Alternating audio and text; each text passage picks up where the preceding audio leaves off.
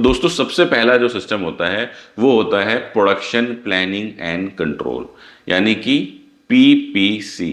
ये सबसे कमजोर कड़ी है किसकी? एक एमएसएमई यूनिट की। आधे लोगों तो इसकी फुल फॉर्म ही नहीं पता। पीपीसी जैसे मैं बोलता हूं कि भैया पीपीसी आपके यहाँ पे कमी है, कहते सर वो क्या होता है। जैसे मैंने कोई ऐसा सवाल पूछ लिया हो कि भैया जिसको पास करके आप नीट एग्ज़ाम पास करोगे, ठीक है, या आईआईटी का एग्ज़ाम पास करोगे, सामने से ऑनर एम्प्लॉयज ऐसे देखते हैं कि पीपीसी क्या पूछ लिया।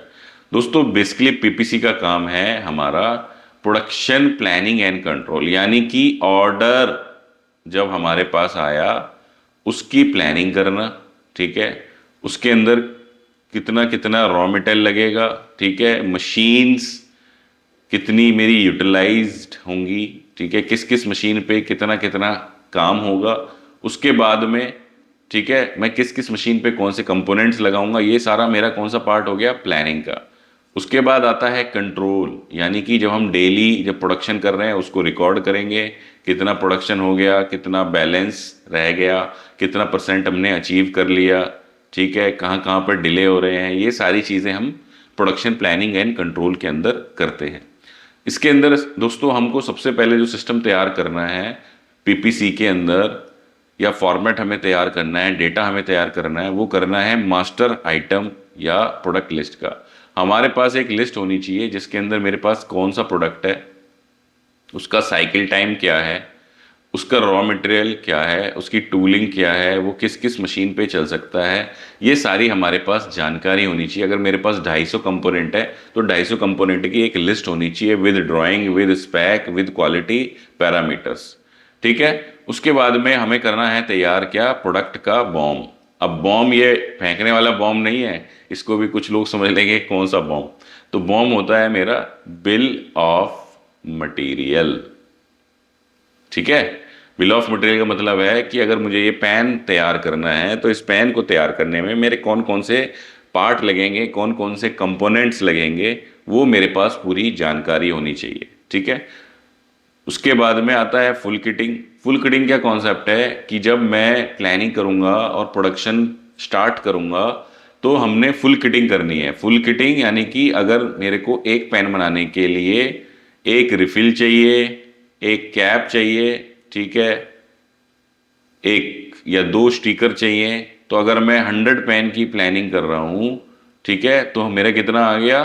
रिफिल मुझे हो गए 100, कैप 100 और स्टिकर हो गए 200, यानी कि हमने फुल किटिंग करके चलना है। उसके बाद आता है हमारा शेड्यूल वर्सेस सप्लाई मॉनिटरिंग और daily and hourly production report. Daily and hourly production record के अंदर क्या है कि जो हमारी मशीन्स हैं, कौन कौन सी मशीन पे कौन कौन से कंपोनेंट चल रहे हैं, ठीक है, वो जो चल रहे हैं उनका साइकिल टाइम क्या है, उन पे कितनी एफिशिएंसी आज निकली। क्योंकि जब आप उसको रिकॉर्ड ही नहीं करोगे तो ऑर्डर को एग्जीक्यूट कैसे कर पाओगे? कि अब सपोज आपको किसी एक कंपोनेंट के 1000 पीस सप्लाई करने हैं, तो उसके लिए पहले आप ये रिकॉर्ड करोगे ना कि आज कितना माल बना। आज जो है 80 पीस बने, कल 80 पीस बने। तो अगर आपको पूरे महीने में 1000 पीस देने हैं तो उसको कैसे आप कंट्रोल कर पाओगे जब तक कि आपके पास डेली का प्रोडक्शन का डेटा नहीं होगा।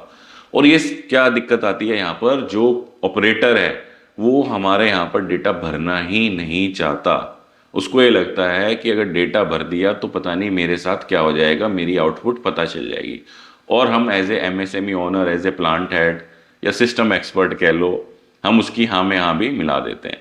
लेकिन ऐसा नहीं होना चाहिए। यही ऑपरेटर्स हैं जब किसी एमएसएमई में जाएंगे, एमएनसी के अंदर जाएंगे या बड़ी कंपनी में जाएंगे, वहाँ हंसी हंसी ये सारा डेटा भर के दे देंगे, क्योंकि इनको पता है कि अगर डेटा नहीं भी भरा तो अगले दिन इनको लात मार के बाहर निकाल दिया जाएगा, ठीक है। वहाँ पे कोई शर्म नहीं, ये चुंगो मुंगो, ये मेरा पुराना एम्प्लॉई है, कोई नहीं सोचता।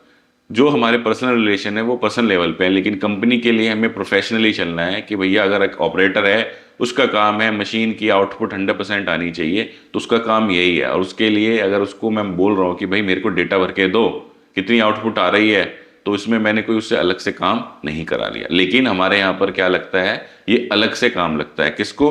ऑपरेटर को भी लगता है, सुपरवाइजर को भी लगता है, और माशाल्लाह जो मैनेजर्स हैं उनको भी लगता है कि भैया जो मैनेजर है ना या सुपरवाइजर है वही बोल देता है जी इसके लिए तो आपको अलग बंदा रखना पड़ेगा, जबकि ये उन्हीं का काम होता है।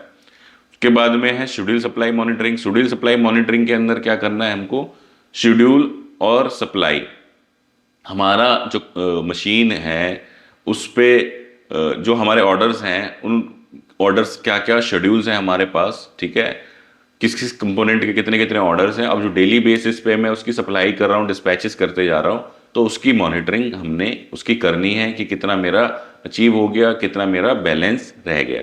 तो दोस्तों मैंने आपको ये जितनी भी सारी चीज़ें एक्सप्लेन करी, इस पे हमारे ऑलरेडी डिफाइंड वीडियोस बने हुए हैं, डिटेल वीडियो बने हुए हैं। आपको कोई भी कॉन्सेप्ट समझना है मास्टर प्रोडक्ट का, फुल किटिंग का, बॉम्ब का, शेड्यूल सप्लाई मॉनिटरिंग शीट का, daily hourly production report sheet का, तो हमारा जो यूट्यूब चैनल है उसके ऊपर आप सर्च मार लो, यूट्यूब के ऊपर सर्च मार लो, आपको ये सारी चीज़ें मिल जाएंगी।